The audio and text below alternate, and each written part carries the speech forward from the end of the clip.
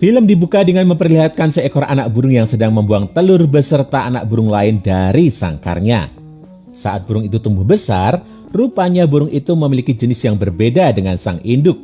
Burung itu adalah burung kuku yang sudah dikenal dengan sifat liciknya.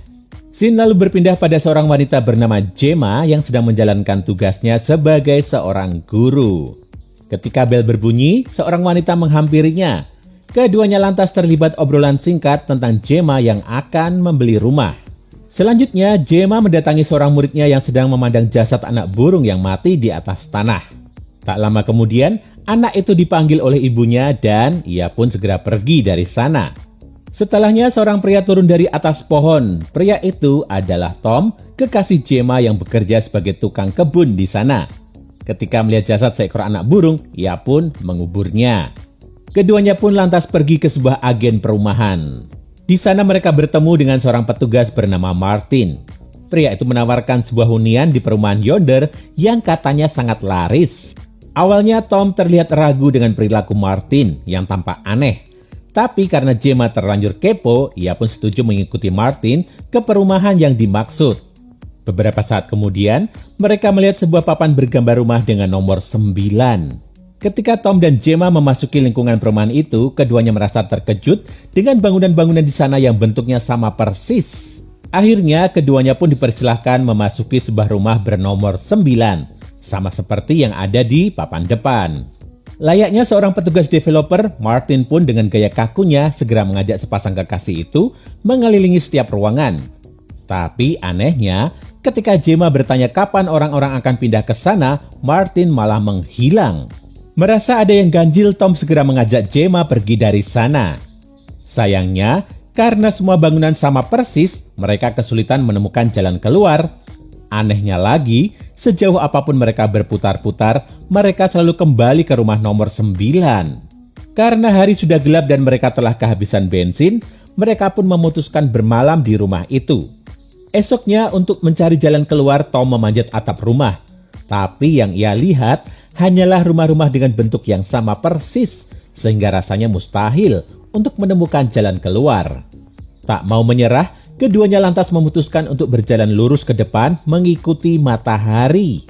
Sayangnya, walau telah berjalan lurus selama seharian, keduanya tetap kembali ke rumah nomor 9. Keanehan tak berhenti sampai di situ. Di depan rumah mereka tiba-tiba saja tergeletak sebuah kardus berisi bahan-bahan makanan.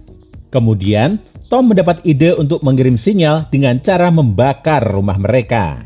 Tapi lagi-lagi rencana itu gagal karena tak ada satupun orang yang datang. Sebaliknya, yang datang justru sebuah kardus berisi seorang bayi. Di kardus itu juga tertulis kalimat yang artinya, "Besarkan anak ini dan kalian akan bebas." Ketika mereka menoleh, mereka dikagetkan dengan rumah mereka yang kembali utuh, seolah tak pernah terbakar. Tak terasa sudah 98 hari mereka terjebak di sana. Si bayi secara ajaib telah tumbuh layaknya anak usia 7 tahun. Sama seperti Martin, si developer rumah, anak itu juga memiliki tingkah yang aneh. Ia sering sekali mengawasi serta menirukan kebiasaan Gemma dan Tom. To blame? How is this my fault, Tom? Yang gak kalah menyebalkan, anak itu selalu berteriak kencang setiap kali menginginkan sesuatu. Emang ngeselin ya si bocah dajjal satu ini. Suatu hari saat Tom sedang merokok, ia dengan sengaja melemparkan putung rokoknya pada anak itu. Tapi putung rokok itu terjatuh ke bawah. Dan anehnya, rumput di tanah itu langsung menghilang. Merasa ada harapan, Tom dan Gemma lantas menggali tanah itu. Anehnya, saat menggali tanah, kardus yang tadinya ada di depan rumah tiba-tiba saja menghilang. Hari demi hari, Tom terus menggali tanah di halaman rumah tanpa mempedulikan kesehatannya. Sedangkan Gemma sudah semakin stres dengan keadaan mereka. Si anak pun juga semakin aneh. Berbeda dari anak lain yang suka nonton Upin dan Ipin, si anak justru menonton film yang gak jelas dengan volume yang sangat kencang. Singkat cerita, Tom akhirnya sudah tak tahan lagi dengan anak itu. Ia pun mengurungnya di dalam mobil. Namun, karena Gemma adalah orang yang sangat menyukai anak-anak, ia pun tergerak untuk membebaskannya. Tak peduli seberapa menyebalkannya anak itu. Dan meskipun Gemma selalu merawat anak itu, namun ia selalu menekankan pada sang anak bahwa ia bukanlah ibunya. Suatu hari, Gemma dikejutkan dengan menghilangnya si anak. Setelah berkeliling, akhirnya ia menemukan si anak sedang berada di depan tanah galian Tom dengan membawa sebuah buku. Gemma lalu membuka buku itu.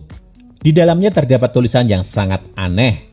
Bahkan ada juga gambar yang mirip dengan yang sering dilihat si anak di TV. Di salah satu halaman ia juga melihat gambar sebuah keluarga. Malamnya Gemma bertanya kemana saja anak itu pergi seharian. Tapi anak itu malah mengatakan bahwa ia dilarang memberitahu Gemma. Gemma pun mendapat ide untuk mengajak si anak bermain peran. Hingga akhirnya Gemma memintanya untuk menirukan orang yang baru saja ditemui si anak. Anehnya, si anak malah terlihat seperti sedang menirukan monster.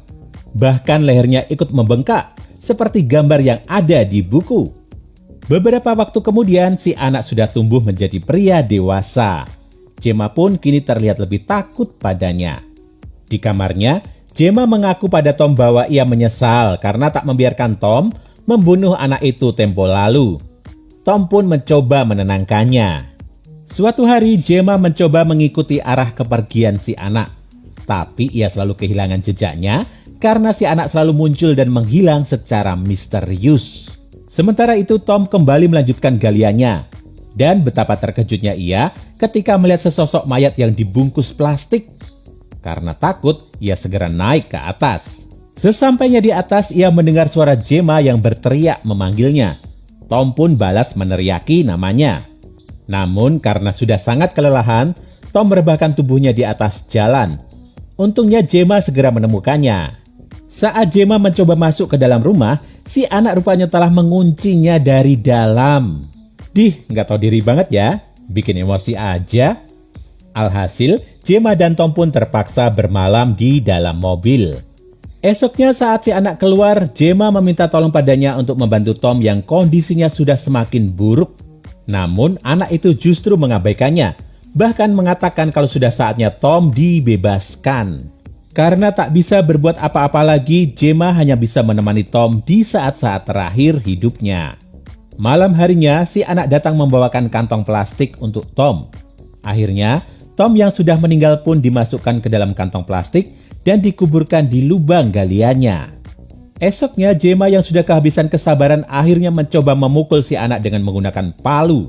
Saat terkena palu itu, si anak berteriak dan dengan cara merangkak, ia masuk ke dalam trotoar. Gemma langsung mengikutinya. Ternyata di dalam trotoar itu terdapat banyak ruangan layaknya sebuah rumah. Tubuh Gemma pun terus berpindah dari satu ruangan ke ruangan lainnya. Ia juga melihat korban-korban lain. Rupanya, satu keluarga menempati satu perumahan. Akhirnya Gemma terperosok dan kembali ke perumahan yang ditempatinya sejak awal. Karena kondisinya semakin lemah, Gemma pun terjatuh. Kemudian si anak memasukkannya ke dalam kantong plastik dan dibuang ke lubang yang sama dengan Tom. Setelahnya, si anak menaiki mobil milik Tom dan Gemma untuk keluar dari sana dan menuju ke kantor agen perumahan. Di sana terlihat Martin yang kini sudah tua.